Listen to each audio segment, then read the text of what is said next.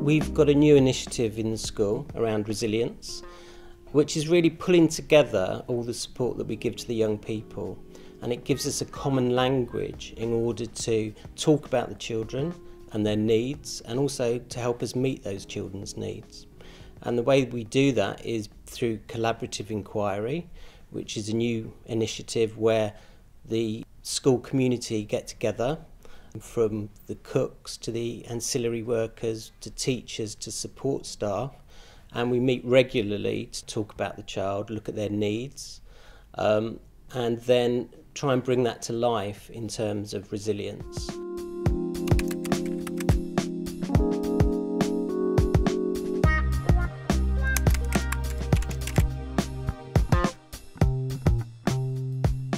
We try to use do resilience type based lessons based on the resilience framework, where we use pictorial methods and we use a lot of art and hands-on activities. So it's not so much about them writing and recording. We do a lot more talking and a lot more them trying to express how the school is supporting them and how we could be supporting them even more. I like art at school because you get to do fun stuff and do some drawings and painting and clay. I did the support crew with him and going through what adults help him here and how we help him. And he seemed to get that quite well. He could name people and explain how he could do that and how we helped him. But now in 2013, I behaved.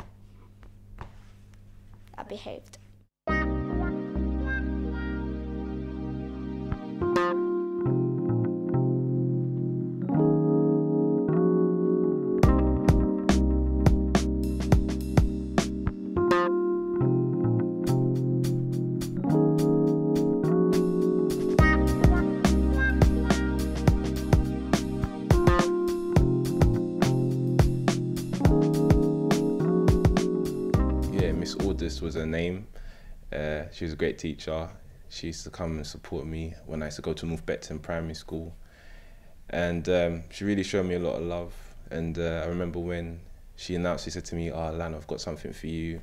So she came on a Saturday and it was a bike. And obviously at that time I never knew how to ride a bike. I've never owned a bike. And I remember it touched me because even though, I don't know if she knew what she'd done, but that changed my whole thinking process. It's like, this person's gone out of their way for me, and growing up, I've realised that that's the one thing that's never left my mind.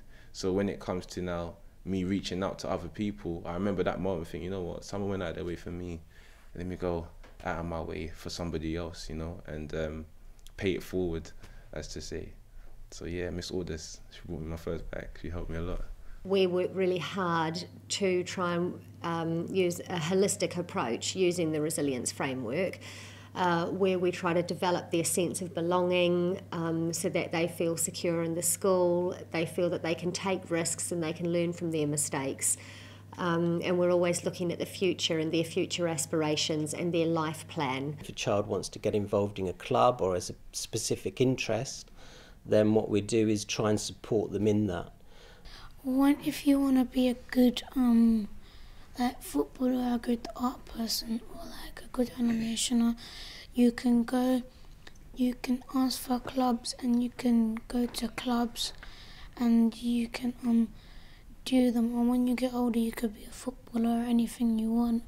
A lot of our children, when they go to clubs outside of schooling, find it really difficult to engage or sustain their commitment to those clubs because of outside factors or family factors.